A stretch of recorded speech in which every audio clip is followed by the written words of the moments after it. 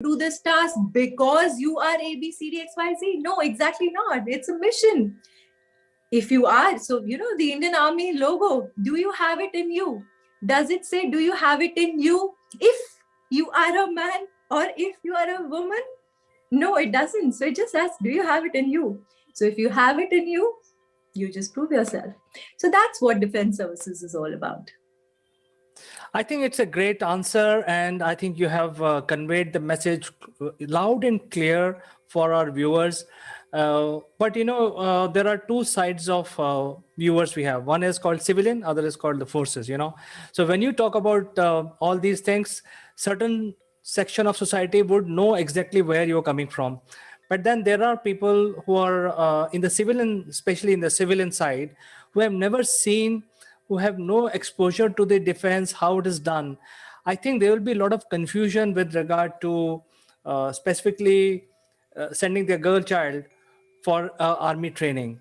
I think it is required to change the perception. What is your message for those kind of people where equal opportunities are given in the defense services for men and women, and how they can leverage it? So if you look at this present, so let me give a very common example, which I give these days. So what has COVID taught us? It's taught us to be adaptable and survive in a situation which has been put in front of us. This adaptability and the survivability is part of a training in defense services. Don't you think these are the most important skills which even the girls of the today, they need to learn? I think everybody, why just girls? I generally don't mention male and female separately, again, because of the backgrounds that I come from. But this sort of independence that the defense services have, put inside us, the confidence that they've built in all of us. I can tell you, I am from a middle class family. My parents were in the services. And we were just like any other girls in the household, helping even our mothers in kitchens. But there weren't any biases or, differences which were kept from the girls and the sons. So we still grew up thinking that, okay, these are the things that the bhaiyas do and these are the things that the girls do. So when I entered academy, the first thing that was grilled inside my mind was that there isn't a thing which only the boys can do and the girls can't do. In fact, the physical and the psychological strength that women have is far more than, I'm so sorry, but it's more than what men do. And that has been proven in, the last few, if you've read the news, the women are just breaking records of all kinds when it comes to displaying physical and psychological strength. So I think for all the girls, not just independence, the confidence, a financial independence, and a lot of pride, which, you yourself feel when you adorn that beautiful uniform. It can be olive green, it can be blue, it can be the white. But the moment you wear that uniform and you give that big salute to somebody, the pride with which your heart swells, I think there's no other profession in this world. I'm so sorry. I think, again, I'm very partial about it.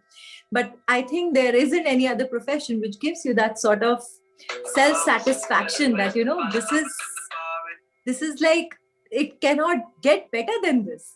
So I think, this is the profession for the girls of today and the girls of tomorrow. Absolutely. In fact, when you talk about the psychological strength that women has inherently, or as the genetic code, describes it, we got an opportunity to cover the Triveni success last year. Yes, awesome session. Right. And this was, it can get as grueling as ever. You're middle of the ocean, 5 women, 5 soldiers from the Indian Defense Services, all by themselves circumnavigating the earth. I think they have achieved it. It was a great feat. Now, coming back to the moot question, when you were undergoing the academy training, what kind of training would you like to share?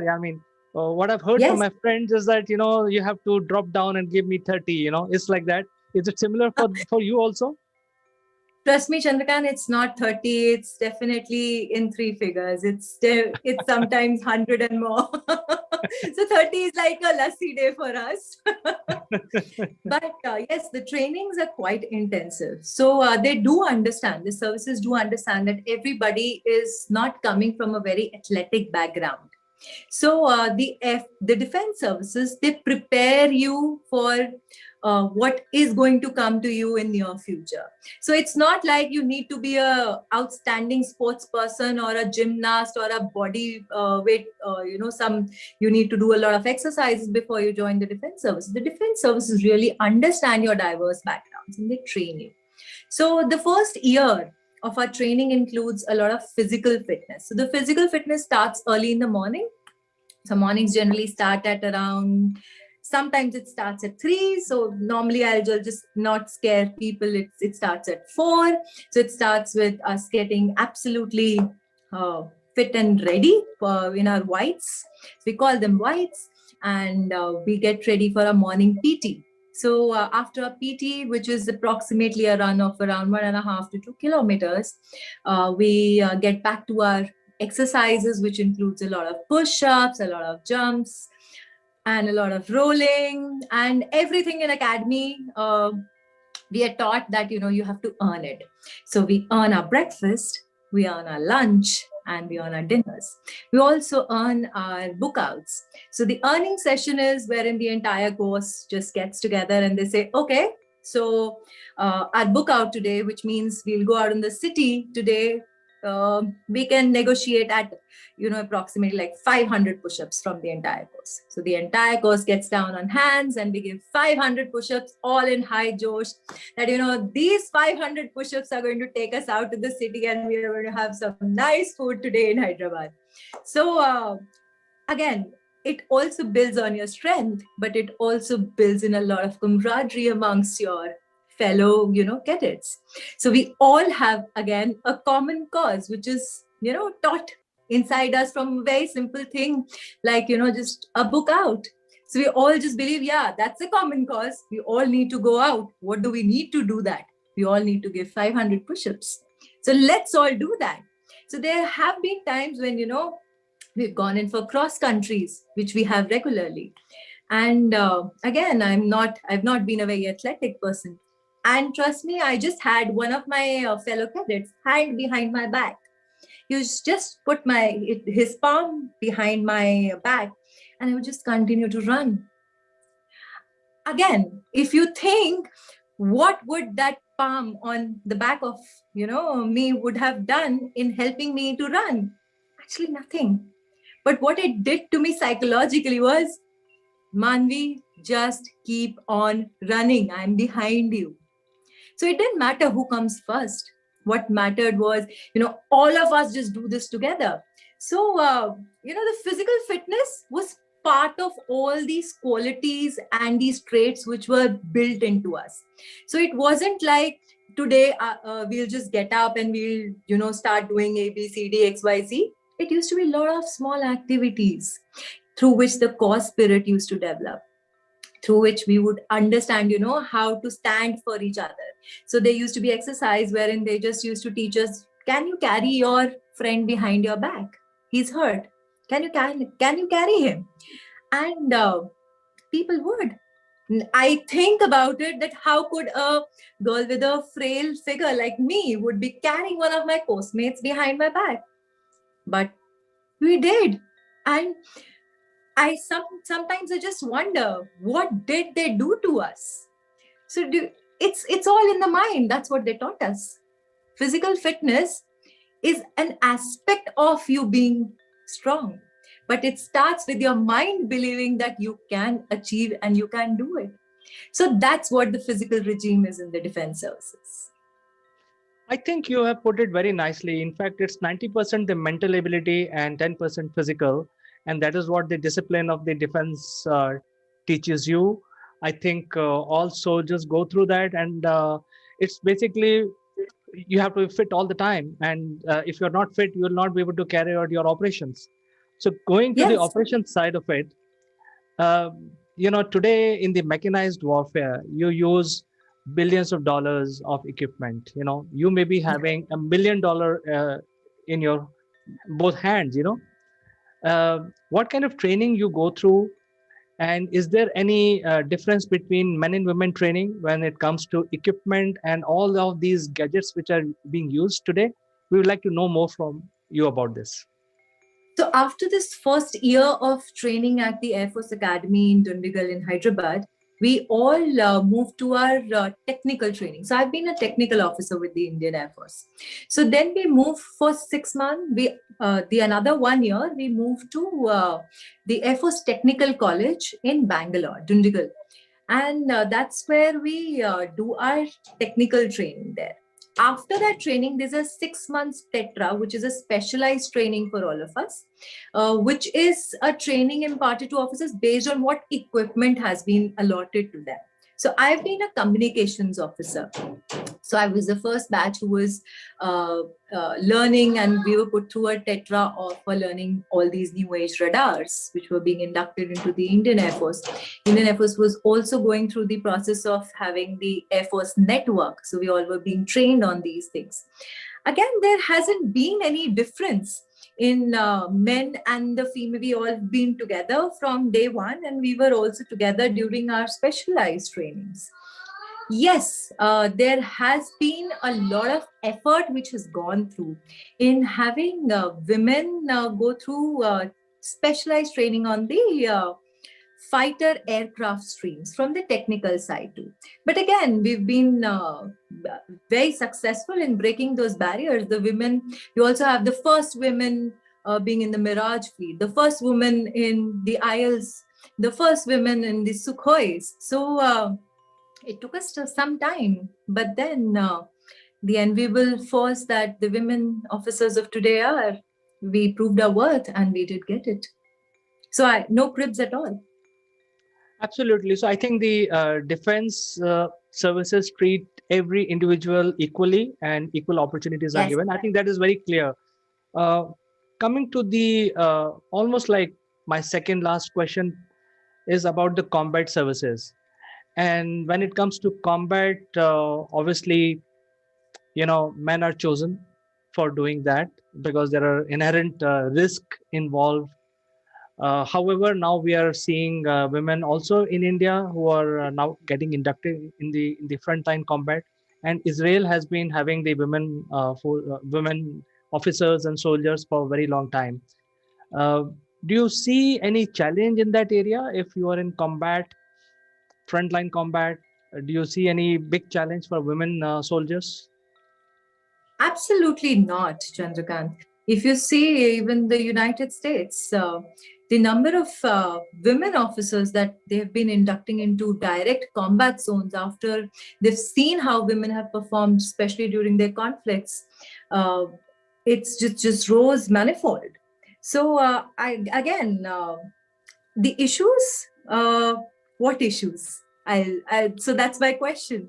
We've gone through the same trainings. We understand what entails when we go into combat zone. Obviously, we're not in some beautiful area, which is it's a combat zone. There are some things which are required of you as a soldier. And the women are far equipped to handle such adversities. So I don't see any issues in women going into active combat roles at all. In fact, they'll be great. History has proven that. Yes, I think as far as my opinion goes on this subject is that India has been always having women soldiers, always. And I think the whole paradigm shift happened after the British started coming to India, and they didn't have women soldiers in their own army. But if you look at our history, Indian history, I mean, we have a lot of examples of women fighting and also carrying out strategic decisions which are required in the battlefield. You have any last words to convey for our viewers? Just continuing with what you just said, womb which can, give birth to a child, and arms which can, give a lot of love to a child and a family. In case it really requires, our history has taught us that it can also pick up arms and fight. So the women are an enviable force, and the companies, the corporates, the defense services, they have realized that it's just beyond anybody to imagine a life without women in all these services. So it's a great future for all of us. Looking forward to a great, great, great future for all the young girls who will be willing to join the defense services in near future. Thank you. Absolutely, it was a great pleasure learning about these things from you. Uh, and shall I call you Officer Manvi? I think that is a better way to call you instead of saying Miss Manvi, because you are a officer of the army, and once you are a squadron leader, you're always a squadron leader. So it was a great pleasure talking to you. We will catch up in the next episode very soon with something even more interesting. Yes, we will. Thank you so much, Chandrakant. It was a pleasure. Bye-bye. Bye-bye. Have a nice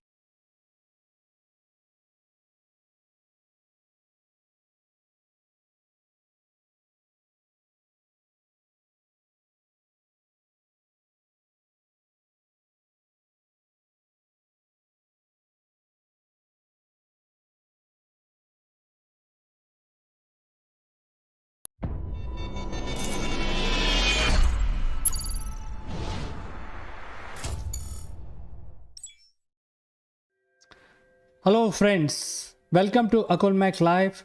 My name is Chandrakant. Today we want to discuss the very matter which affects all organizations, small, large and medium. It's about finding the right leadership skills for them to run the business. And that has become a big challenge because now, because of lockdown, the HR functions are not functioning appropriately at the appropriate level. At the same time, finding the right skill with the right attitude is also becoming a big challenge.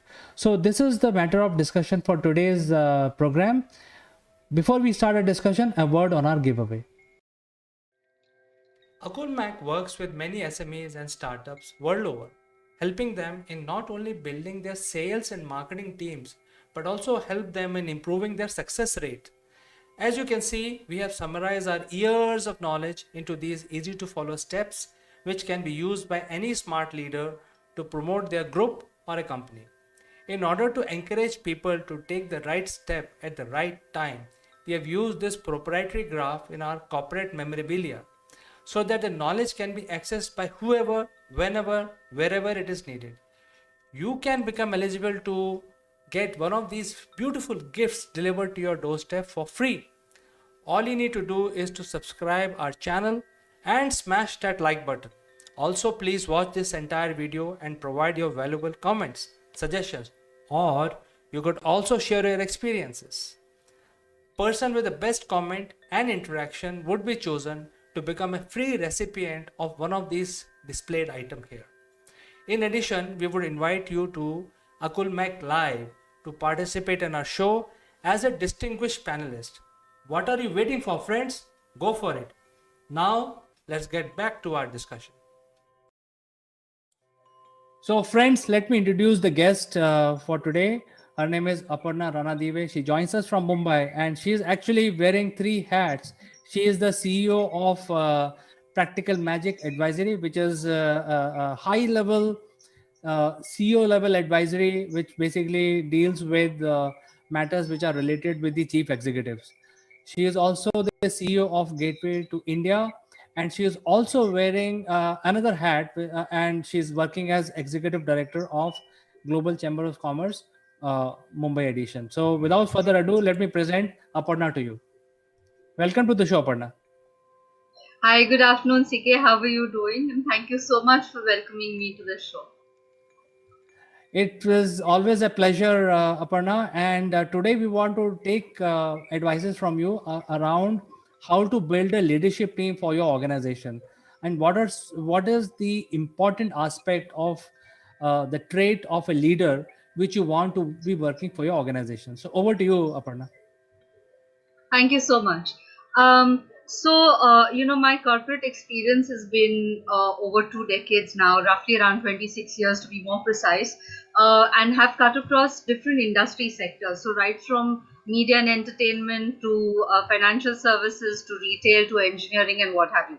And I've seen different stages of organizations at different points in time, and that I was a part of. And at every point in time, I realized that the leadership capability in the organization. Now, it could be at different levels. And leaders are not just at the top. You have leaders at all levels.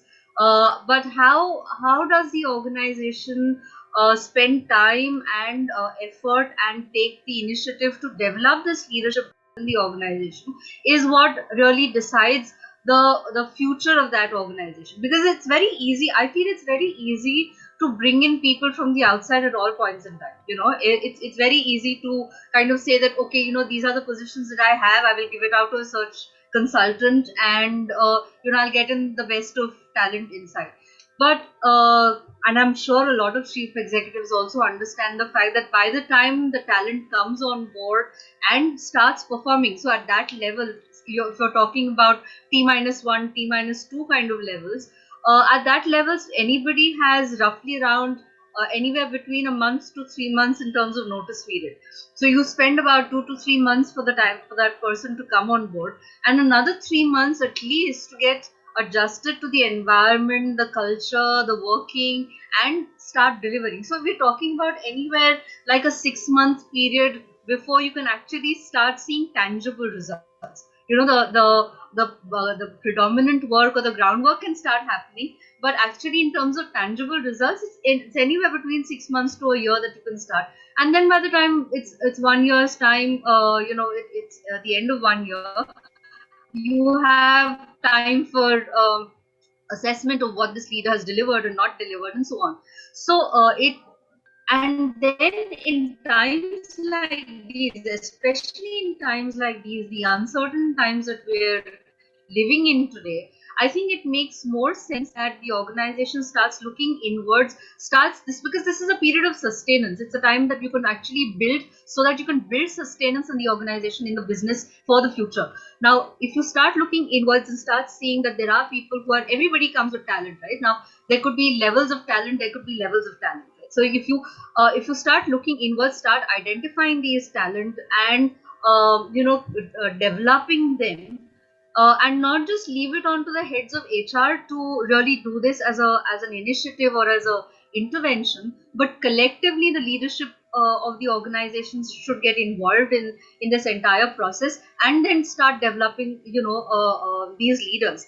Now, if I have to give you an example, may not be from the corporate, and I don't want to deliberately give it from the corporate, but if you look at the military service, right? So the military is an organization in itself, and every individual who's joining that, so whether it is in India, whether it is internationally, if you look at the top military academies in the world, so I will take NDA, the National Defense Academy, is one of them. And if you look at maybe the Sandhurst in UK, or if you're looking at the US military academy in the US, at every point in time they have this young blood which is inducted into this organization, which is brought in, so that you're constantly training, you're constantly developing. Now, these are the very people who go on to become generals and brigadiers and starts chief of staffs at all levels. If you look at it today, in today's day, the chief of staff of the Army, Navy and Air Force in India, they were all NDA students at the same NDA cadets in the same batch at the same time, and they've now risen to become the chief of staffs here. So the point I'm trying to drive home is that I'm not saying organizations and corporate can become like the military, but the ethos is pretty much the same, right? So the organization as a structure, as a being, came into force looking at what the military it kind of draws its whole working and everything from the military as a point of reference, right? So now, if that be the case, there are no silos there to say, oh, I'm a I'm a gunner, so I will only do that. I'm this one, I will only do this, or I'm a technical guy. Now, these guys, if you look at the people from the special forces, if you're looking at these people, they're all like task force developed within the organization. That should any calamity come by, should any requirement come, this force is a ready, available force to be deployed at any point in time, at any place, right? I'm saying, why not use the same analogy within an organization as well, in the corporate, that you have this ready, available talent with you, rather than going through a stage program of just a high potential development, or whether it is a leadership development in the organization as a intervention, and putting them through a series of training programs, sending them internationally for certificate programs, and then you come back and you kind of just come back and blend into the same culture, and then everything goes back to where it was. As against that, if you really look at TAS as an organization, so I was lucky enough to be a part of a small bit of TAS at that point in time, and TAS is the Tata Administrative Services. And as a young manager with Tata's with the Tata Group, I was involved in some sense or the other with this group, and trying to develop it. Now, TAS, if you are a TAS pass out, or if you are a TAS inductee, or a candidate, there is a certain amount of already assumed pedigree associated with it. That you come from a good college, or you come from a good institution, and then you have been groomed by the organization, within the organization, with a clear objective that tomorrow, sooner than later, if there's a business which is launched, you will then sort of become you will develop the capability of leading that business. So that's a one point agenda that they have, that that you are developed to become the top leader in that organization, and then everything around it is developed like that. So you're put through different functions, you're put through different competencies are developed, you're put through different situations, all of that, so that you turn out to be a leader who's capable of leading a business, and not just the P&L, but the entire business, as it were, right, as a CEO.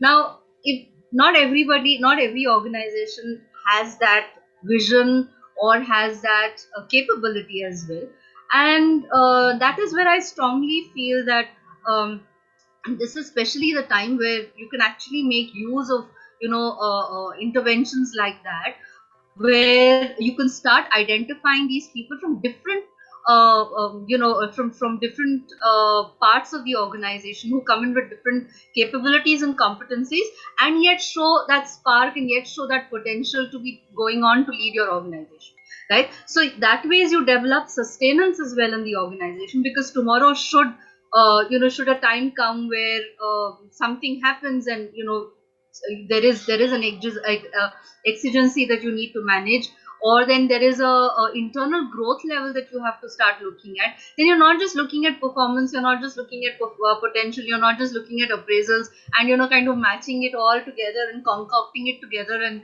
kind of creating another leadership level of sorts. Yeah, having said that, a lot of the number of futuristic organizations, or future looking organizations, forward looking organizations, they have a well planned leadership development plan in place. But having said that, the need is very different today to look at it very differently, and that is something that I'm trying to bring home. Yeah. All right. So I think this is a very... So that's what I had to say. Oh yeah, it's amazing. I think when you explain it, it sounds so easy. I have a question, Aparna ji, that is regarding the leadership itself. So while a lot of people go through different courses, you mentioned TAS and you mentioned armed services, there is a very clear mandate to develop leaders of tomorrow who will lead the platoons into the battle. The problem with our industry today is who will identify what leadership is? There are two kinds of leaders. One is a leader which will sit in the boardroom and make spreadsheet graphs and plan things on a paper. There are other leaders like General Patton who will go out and fight it out and do it, lead it from the front. Now the problem is, who will identify these leaders? Is it Eisenhower you're looking for, or is it General Patton that you're looking for? Because the deciding authority between these two leaders is someone else. So I think the challenge is to identify what type of leader you need, And my question to you is, therefore, is that how do you identify what type of leader you need for your organization? Okay, so I think general pattern is a favorite example I often hear and I give, but at the same time, Field Marshal Manik Shaw is one of the classiest examples of a leader that one can think of, and homegrown again, right? But having said that, these people have been gems who cannot be recreated. They came at a certain time. They came with a certain mental makeup. They came with a certain ethos, and they came during situations which really required that kind of. Today, thankfully, situations are different. They're not really as critical as they were back then. But nonetheless, I mean, nothing really takes away the kind of credit that we have to give to our people as well. But all that said, I think to answer your question, there are organizations and there are organizations, and there are leaders and there are leaders. So now just because I was reading a post put up by somebody on LinkedIn some time back, and he said, it's nice to hear about something about whatever. There was a topic being discussed, and he said, thanks for giving this to us as leaders. Now, if you're declaring yourself as a leader out there, and saying, okay, it's nice to have given this thing to us leaders, that in itself for me is a big is a big flashpoint, because you are calling yourself a leader, uh, which ideally somebody else should be. A leader has to have followers, right? And the followers need to look up to you. You cannot go out and declare yourself to be a leader just like that, you know. And it's like Modi saying, "Oh, I'm the leader. I'm the prime minister of the country. Therefore, I'm the leader of the country." Not so. He may or may not have those capabilities. He may or may not be a good leader material. But just because he's sitting at the helm of affairs does not really make or not make him a leader. That's it's controversial, but all the same, I'm just saying. I'm just putting a perspective to it. So coming back to your question in terms of what is it that leadership as a quality that we are looking for, is I believe very strongly that a leader, and especially in these times, are people who are able to look into the future, who are able to identify and understand where is this world going to go to. Of course, these are different, very difficult times, very different times. Nobody's experienced these times before. But having said that, if you have that foresight to say that, this is where my organization is, why did I start this organization? The purpose was different at a different point in time. The purpose still remains the same, but can I just tweak it to suit the future? Or can I just tweak it to make sure that it is aligned and can give back to the society, to the business world, or to my employees or to my stakeholders in the future? If that be the case, what is the kind of competence that I need within my organizations? What are the different things that I need to do? And so basically, I'm trying to say somebody who has the foresight, somebody who has the willingness to look at people internally and to grow people internally, because unless and until you take your own people with you, you will never be able to succeed as a leader. You should be able to take your own people, and your people should be there ready to back you up. If you turn around as a leader and say that, okay, we heard about Lee Iacocca taking $1 as a salary back in our MBA days, but how many people today will do that? And if you're doing that, will somebody come up to you and say, okay, if you're taking $1 as a salary, I'm going to take maybe 50% of my salary today, because I have to support what you're doing and yet support my family as well. If that, and not in literal terms, but I'm saying, even philosophically, if somebody just comes up and is there to support you as a leader, you've arrived. I think you would have made that impression, that feeling. You develop that feeling within your people. I mean, we've heard of so many historical instances or historical leaders. Now, I always believe that history is always a guide for the future. May not be in the true sense, in the essence, but there are things that you can always take away from history. Yeah, times are different. Back then, times were different, but there were leaders for whom their own people were willing to lay down their lives. Why? Not because they were in service, not because they were mandated to do that. Yeah, but they were doing that because for the love of that purpose, the cause, and for the love of that leader as well. that leader is going into the trenches with them and leading from the front. Now today also there, I mean, I have a lot of friends in the forces as well. They all, some of them tell me that, you know, it's not always the case that the leader leads from the front as far as, you know, the top notch leaders and so on, but it's a different ball game completely. You know, there they know that there is somebody who will lead them, who will take care of them, who will manage them, who will make sure that their growth is ensured. Now, if you take the same analogy back to an organization, if you keep saying that the people who are with me are not competent enough, you know, a large organization was looking for the top candidate, you know, the top leader for that organization, and for many years that organization was not able to find a leader. Now, whose failure is it? Is it the failure of the people who you've grown for years in that organization? Or is it the failure of the leader to not be able to see that leadership competency in people? Or is it the failure of the leader to have not been able to develop another leader under you? You know, so it leaves me with that question, that whose failure is it really?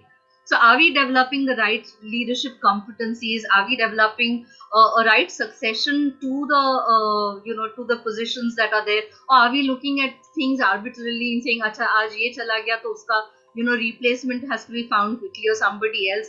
Now, a lot of professional organizations don't do that, but there is a whole host of them who are still in that process, you know, and where the churn is much higher. So then, unless and until you develop this next level of leaders, you will never be able to have a sustainable sustainable organization. The third thing that comes to mind is that every time you lose out on a senior individual from the organization, imagine the kind of data and the history. I'm not saying he's going to steal data, but the experience, the knowledge of the business and with the business, the experience of having worked with different stakeholders within the organization and outside the organization, the relationships that he would have developed, all of that just goes away with him. How much can you keep taking backup of? You can't take a backup of what's here. You know, you can't take a backup of what's in your heart and your mind. So then it just all goes away, right?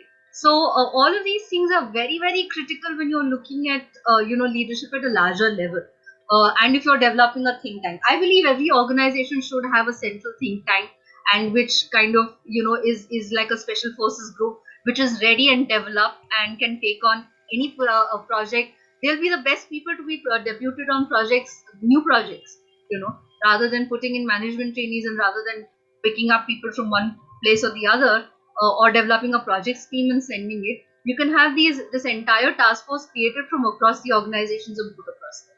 You know, so it's leadership, as far as I'm concerned, is a favorite subject and a subject at the same time. So yeah. Well, Aparna ji, you mentioned about leadership must have a foresight and strategic thinking. I think you mentioned that briefly.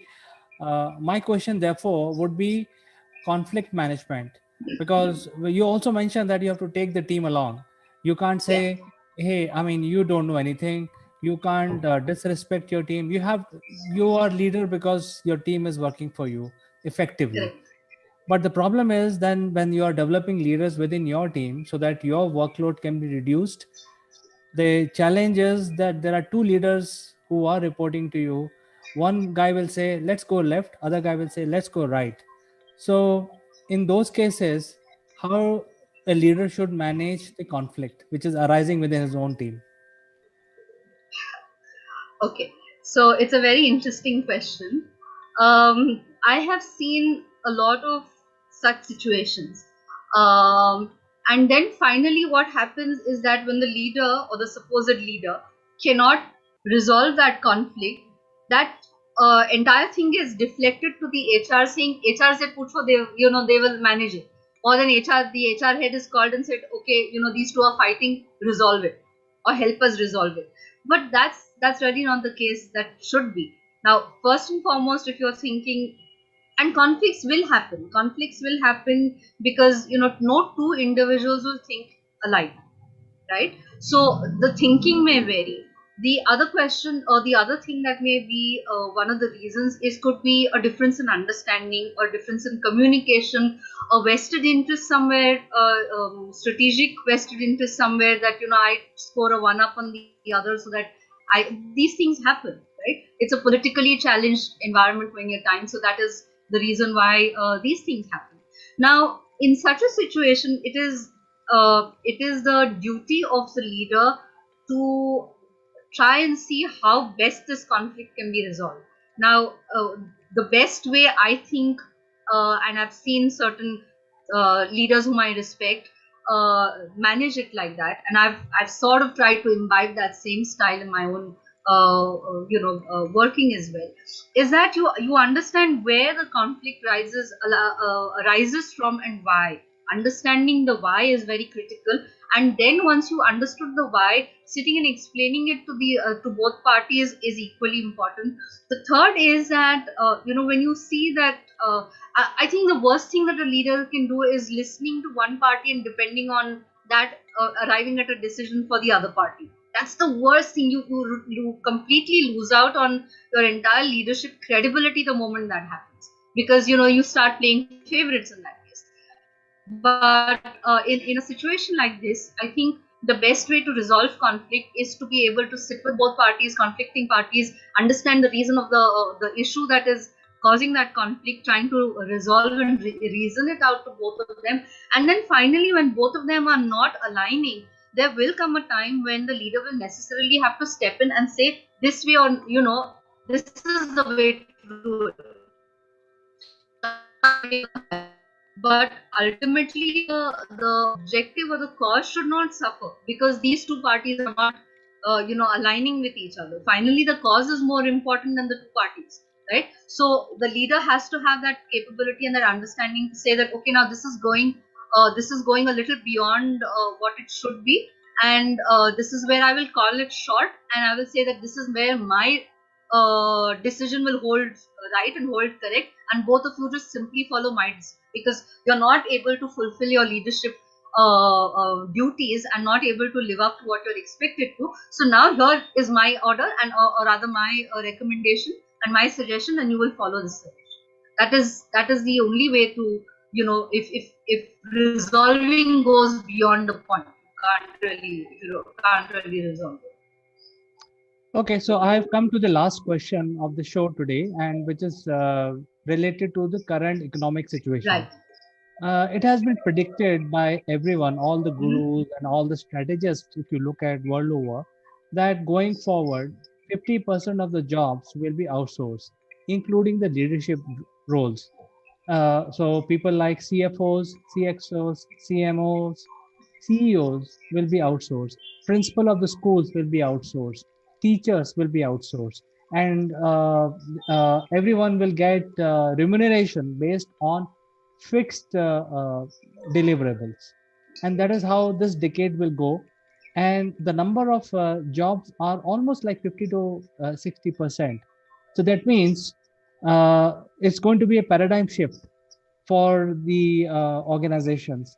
In such a scenario, how organizations should figure out what are the leadership chunk that they are looking for and attach it to a deliverable. Is there a method that you have in mind and you would like to tell our viewers? That's a very tricky question. Okay, so if you ask me personally, I think while a lot of jobs will be outsourced, yes, we've heard that. But there are still certain jobs which are which will be or which will continue to be very integral to the organization. So you can't have a CEO who is somebody who's come from the outside, maybe like a consultant, but you can't have somebody who's coming in from the outside leading the organization. It will be a very detached kind of a relationship. It will not have that kind of sense of ownership associated with it, and then it will be a very, very what should I say?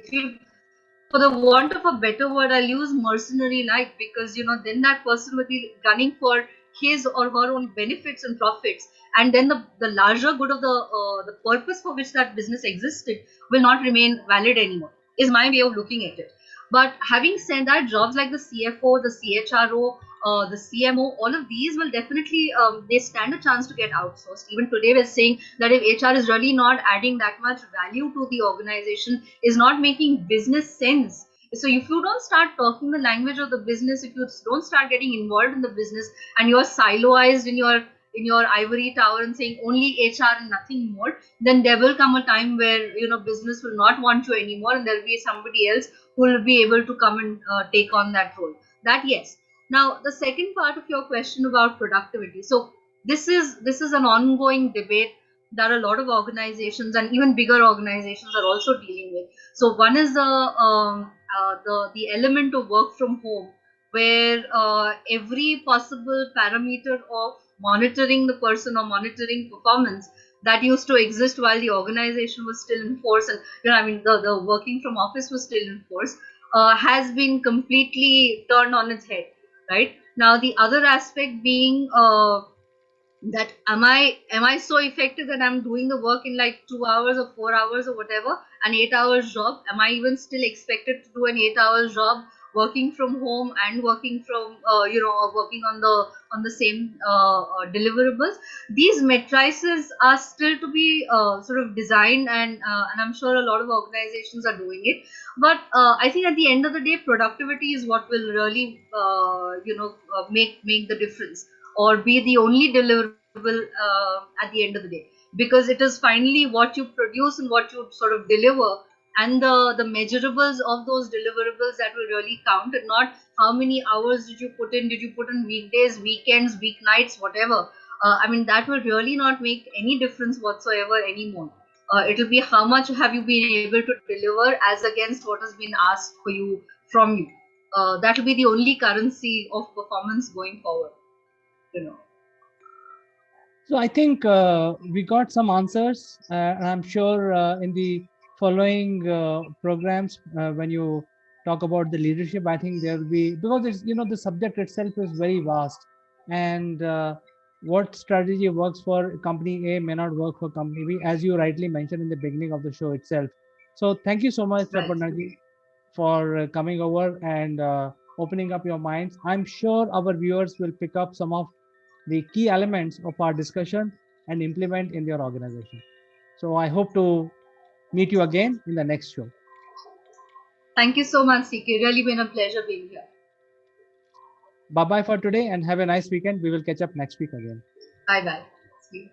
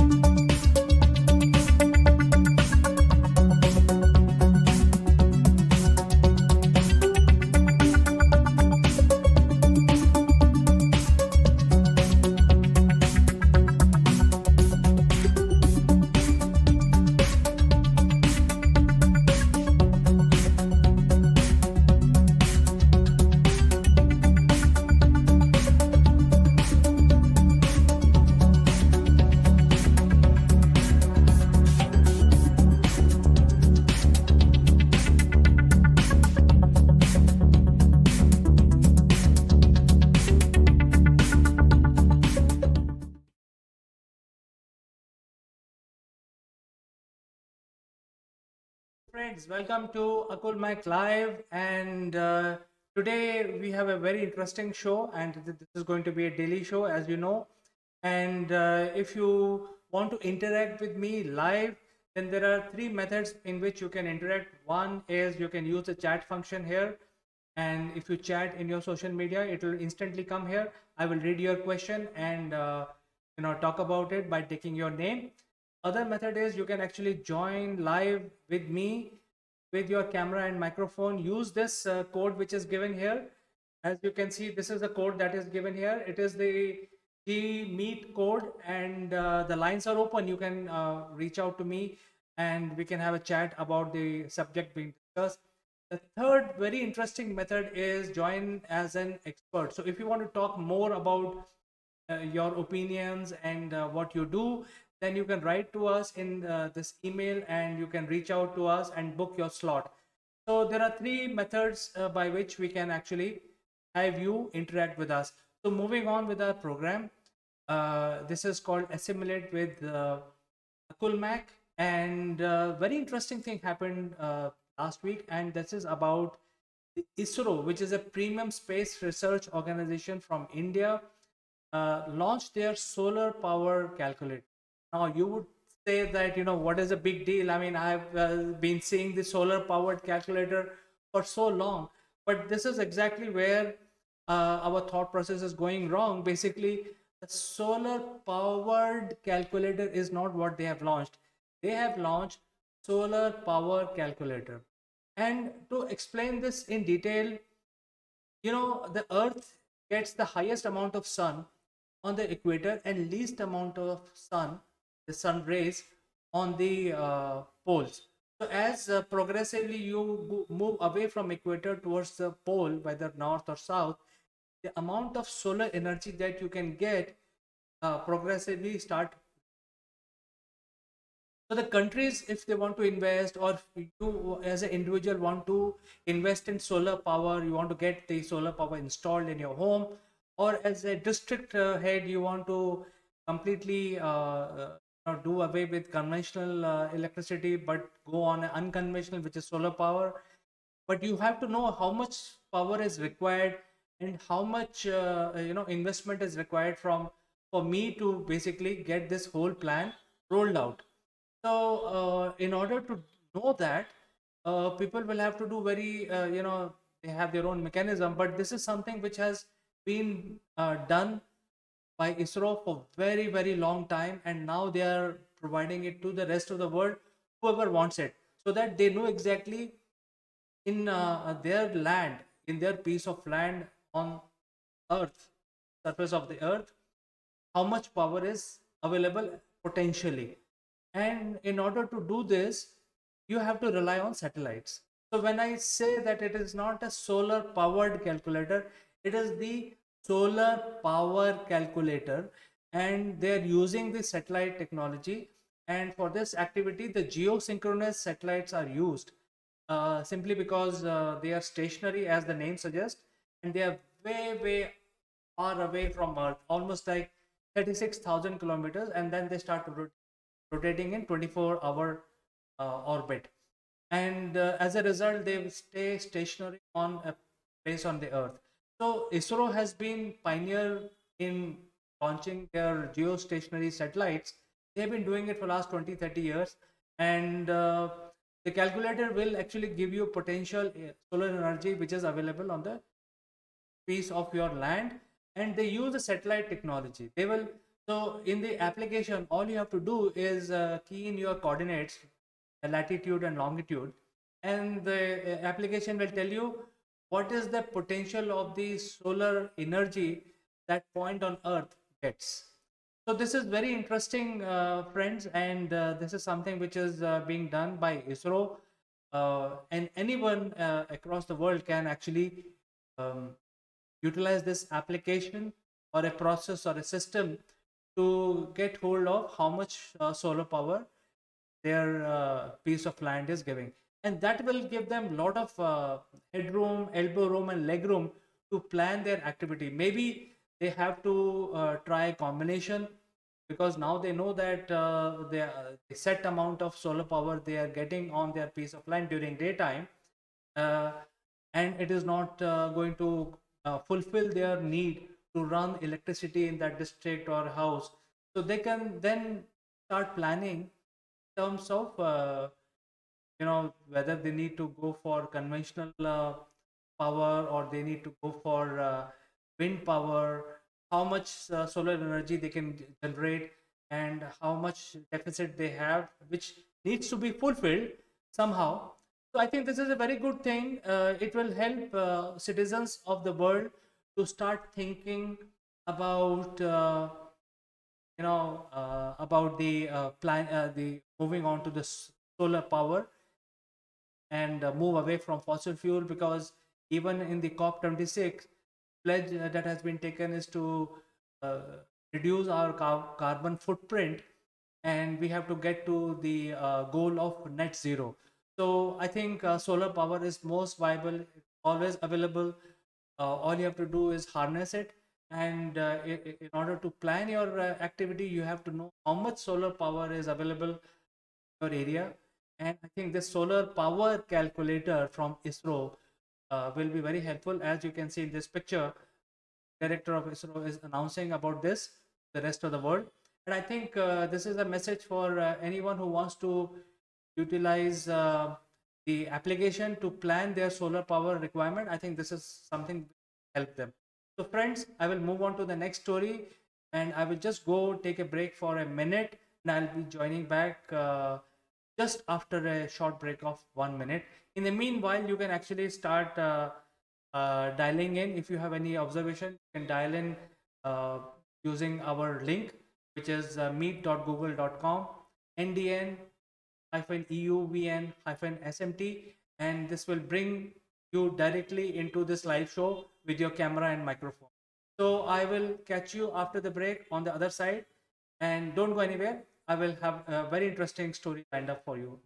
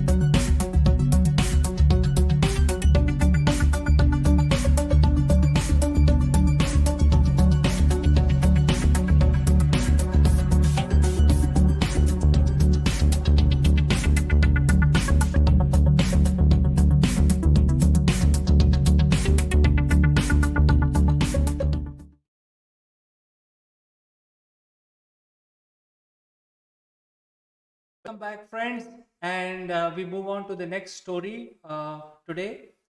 And today being the festival also, but this is a very interesting story. I think it is relevant to the business people, and this is a ruling given by Supreme Court of India. And the ruling is that in case some company does something wrong, and they get caught in income tax or some sort of procedural activity which they get caught. So what we have been saying in the media is that immediately their directors are arrested and put behind bars. So many times it could be a system related issue which requires a very simple explanation, and even if they are willing to pay the fine, etc., but because of this, the directors are arrested and put behind bars, and then it brings a lot of humiliation to the people who are actually running these organizations. So this has been happening, in case there is some text related activity, that the law is going to take its own course.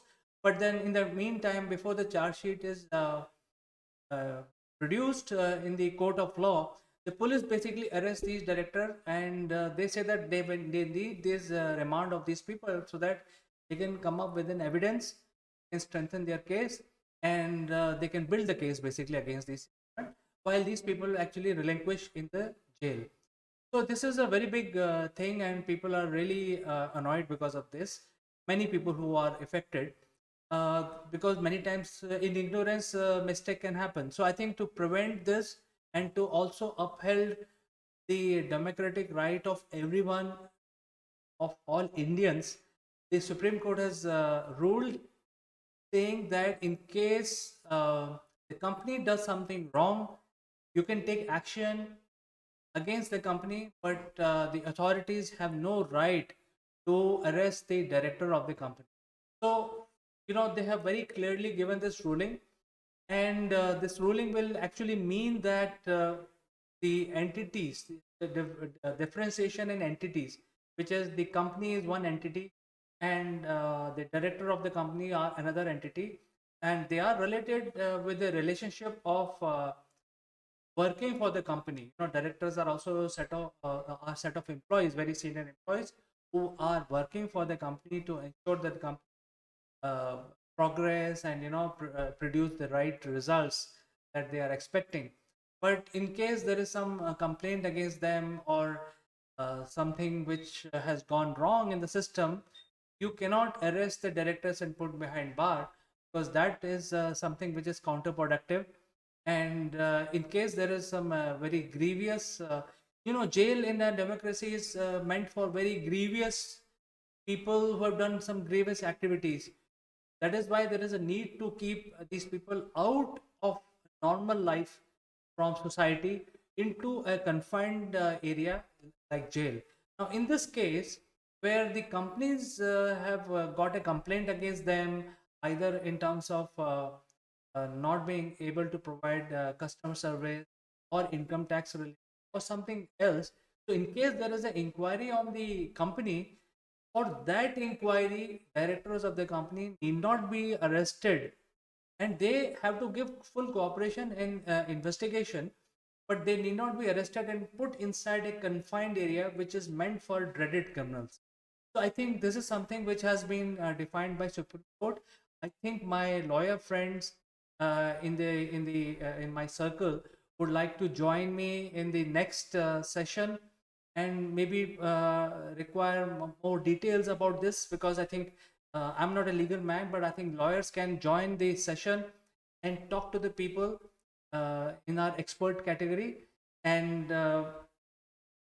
they can use this link uh, with an email, which will basically, we will actually fix up a slot. So appealing all lawyers who want to basically participate in our program, they can send us an email and we can fix up and we can discuss this very item, which is about not arresting the directors of the company in case there is a complaint on the company. And I think they can explain in a much better way, because they will be able to tell what are do's and don'ts, what are the implications of such a ruling from Supreme Court. So friends, there is a message from Edified Learning, especially the message is that it is very relevant for the business fraternity. So I agree with Edified Learning. I think thank you very much for sending your message, and do continue watching our program. We want to bring more and more value added information to our viewers. So friends, I will meet you in the next item after a minute break. Don't go anywhere. I'll be back just after a break, 1 minute break.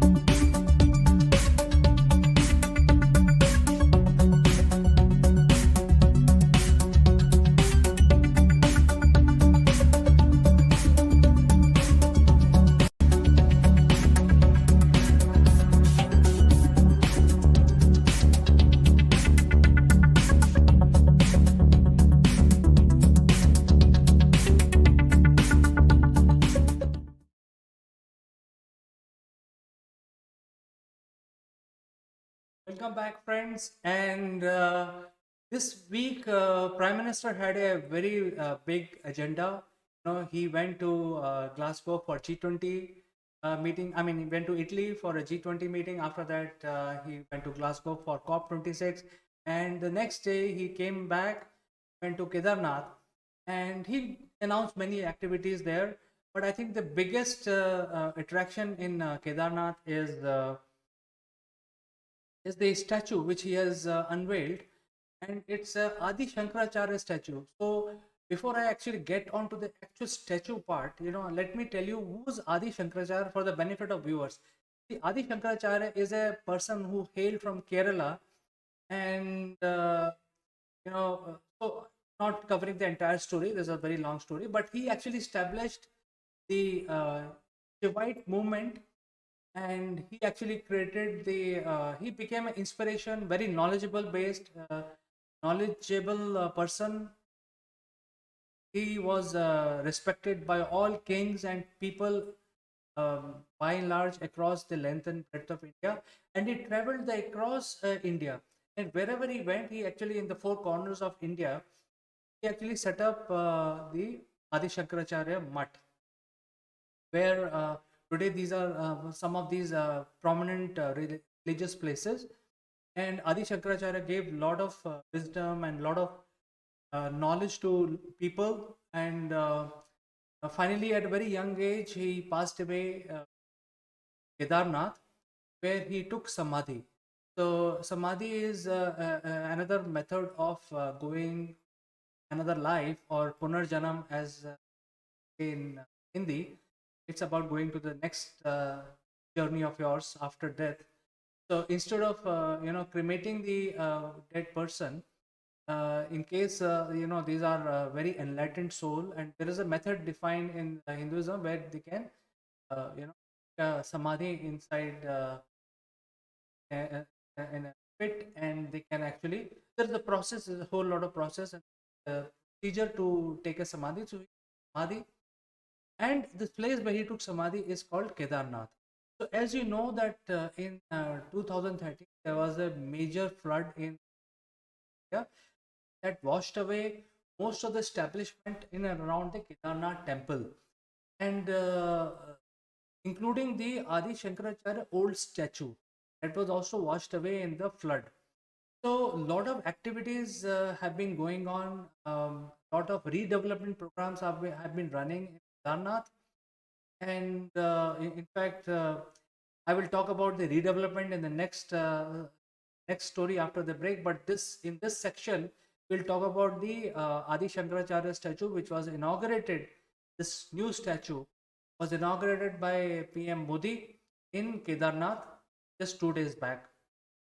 And the salient feature of this statue is very interesting, because this is a 12 feet high statue, and it has been created by a very well known, well established artisan from Karnataka, and this is made of a stone which is very resilient to weather, so sun, water, and other wind, erosion, and all that. Very hard, very sturdy rock using which this statue has been created, and it's 12 feet high.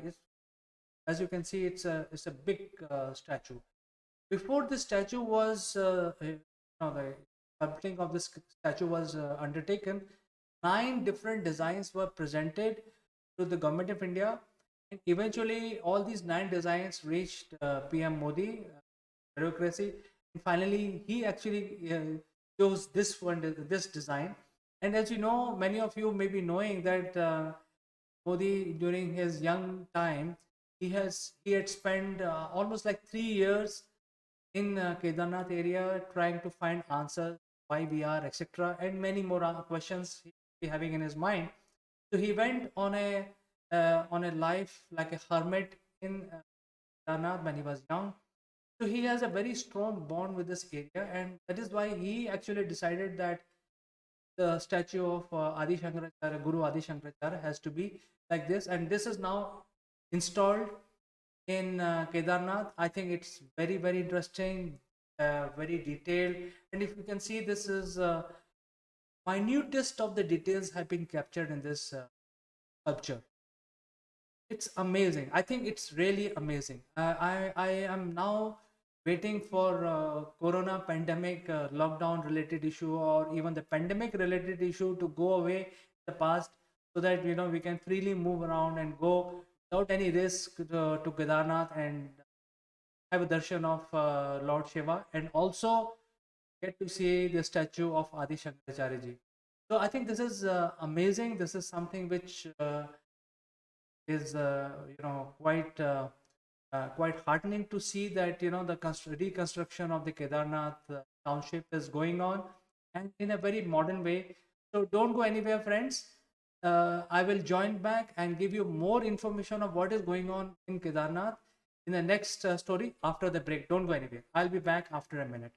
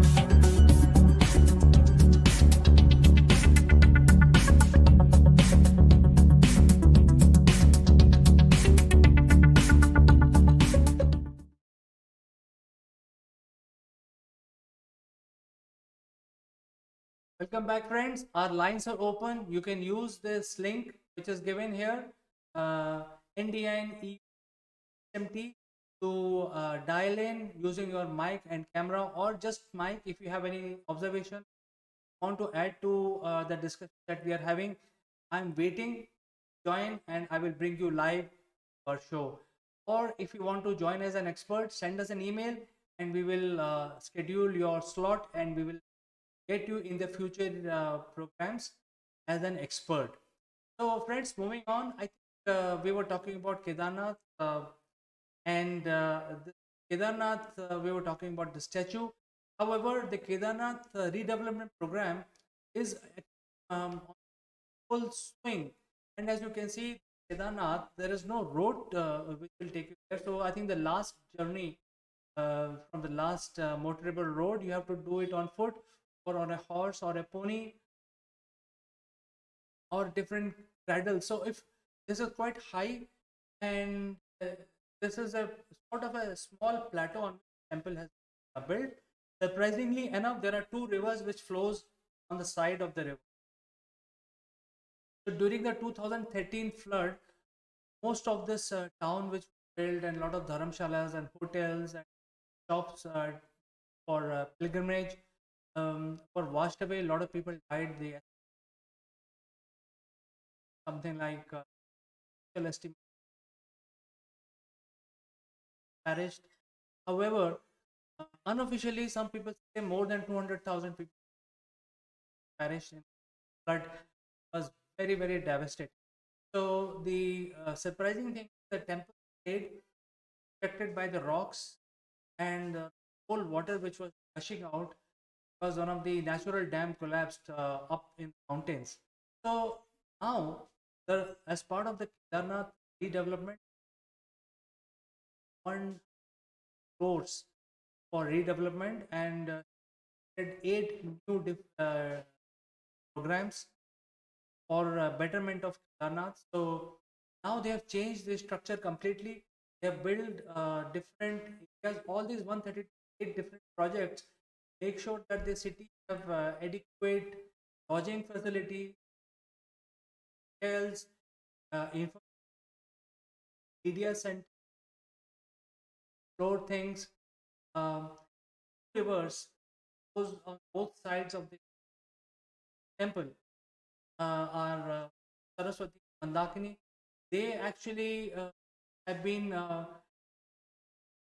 given a proper channel out of their coming naturally, because previously for the flood there were no pathway defined for the river environment.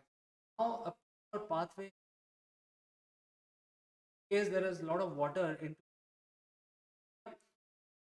water, has a channel which take the water out without affecting the town or not. And the temple has been rebuilt. The temple stayed thoroughly repaired. There is a big platform which has for worshippers outside and a lot of structure very haphazardly designed or just came up on need basis have been removed, and structural method chaos has been, I mean, there was a structure which was missing, so they've created a they've also built 900 steps on the platform and reach the so this 130 crore is used in, surprisingly you want to take dip, in fact take major. So if you want to take a dip in these ice cold rivers which are flowing sides, you can now, because there are carts being constructed as part of this new renovation program. Carts have been renamed, has been named behind some big people. So you can go down and worship the Lord and also take a holy dip in these rivers. So there are ghats, multiple ghats are coming that there are no crowding in one area. At the same time, there are proper token systems that there is no proper queue, unnecessary crowd built up. So to ensure all of this, all the announced 8 new projects, which amounts to 130. Very interesting to see the whole redevelopment plan of Kedarnath. I think by the time this pandemic is over, I think operational, we will here see have a divine connection with God. So, friends, I think I move on to the next three. Lines are open. You can join me using this link, and if you want to join as an expert, as a speaker, you can send us an email, and the lines are open. So I'm waiting for you to join me and also your comments. So I will take a short break and join you back after. Just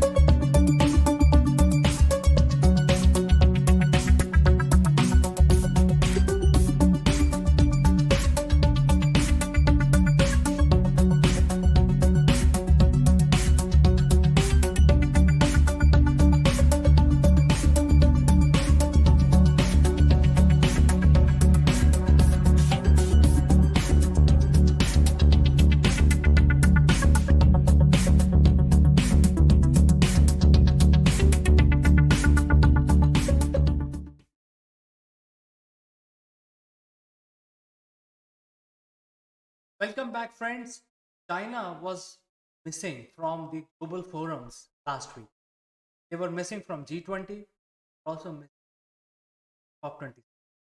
Um, so why, all why they were why they are one of the most populous country, and the environment related are definitely very genuine, or everyone should be a genuine concern. Not only the leadership, but also the people of the world. Also includes China with their 1.5 people. So why they were missing in action? Why they were not participating uh, of these global forums? I think this requires my attention.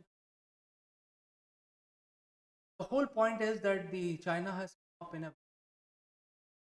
in a communist country.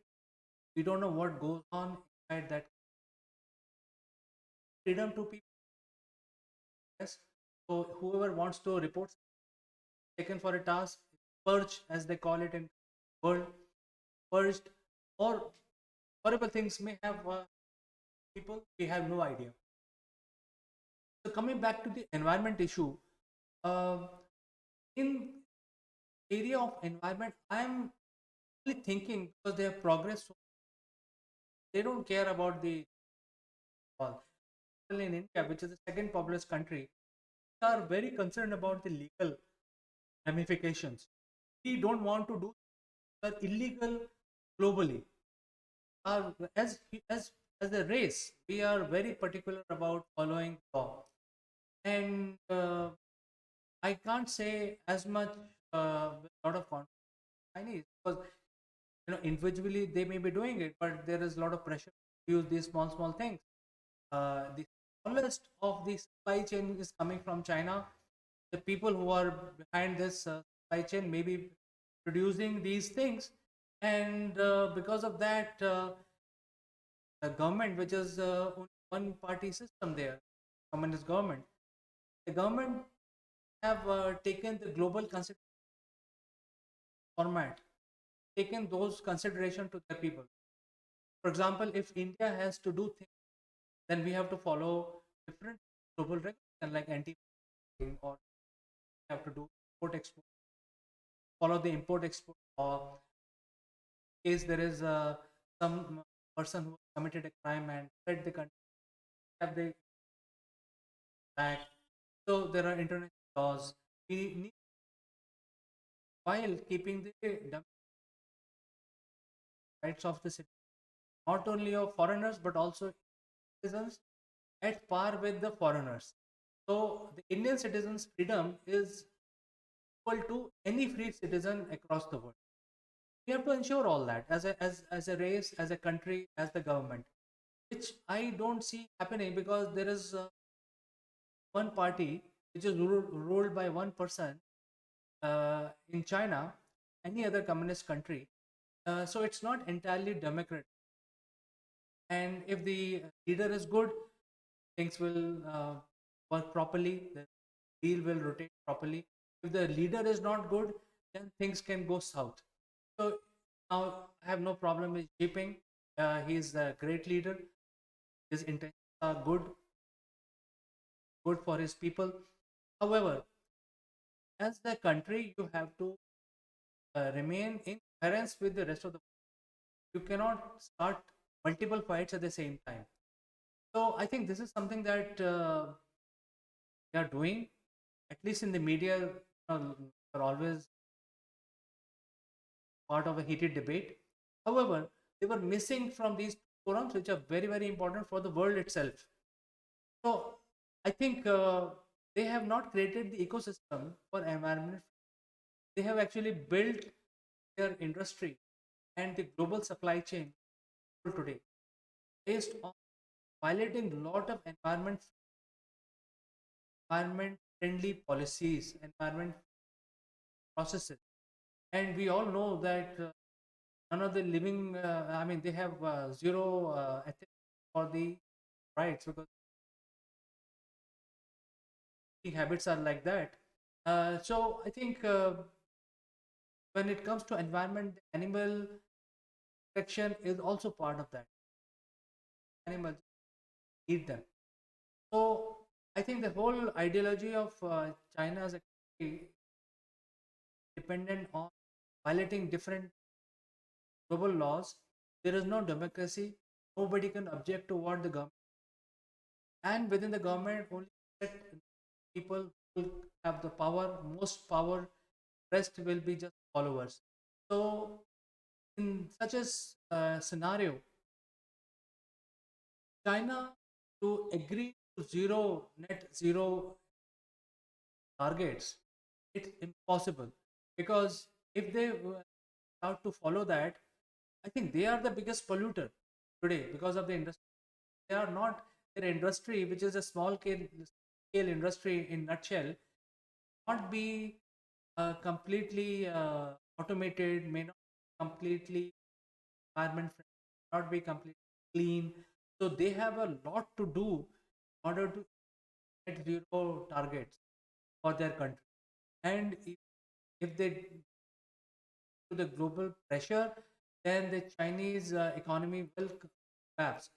It's collapsing, but it'll take time. It'll take 20 years. So by this time, China has take corrective measure. But if they for a net zero carbon emission target, 2050, their collapse will happen just in 2 years, because it's not easy to all that, because they are built their economy by violating everything, by violating every environment friend that a sane person. So I think to build that pressure, to that framework, tell their people, to train them, sensitize them towards animals, sensitize them towards uh, environment, air pollution, so on and so forth. It is a Herculean task for. This is why, in order to do a face saving, they pay by registering their token resentment, and they said that, hey, we don't want to participate. The two absentees, prominent absentees, are Russia, China. But Russia is not a big problem, because not a big. I mean, they are a big country, but the population as China. China being the largest polluter, they have a lot to do with this net targets, and you can't say that, hey, I will not. You guys all follow good practices. I will not follow. So I think the pressure will start building. Don't help them even if they not become absent, because we have only one Earth. It is a closed system. China is a country in heart of the people, but essentially for nature, there is no country. Just one race, one environment, one closed system, which everyone has the responsibility to fully pitch in and take care of our environment. And the way it is going, rise of 2.6 degrees temperature of these towns, it's better for them to come up global community, work with the global community, and get their own towns, because I think time is limited. I think this is what I feel happened, and because of that, the China stayed out of COP26, and agenda. While China was out, India has taken limelight, because second most populous country, also the third largest polluter, per, but per capita pollution is the lowest in the world. So India is right. We can control our pollution, and Prime Minister Modi already said that he has set up the target. Moving on, the biggest pollution is the power generation units, which are based on power. So I think there has been a target. Almost like 50% cars will be electrified by 2030. A lot of activity going on.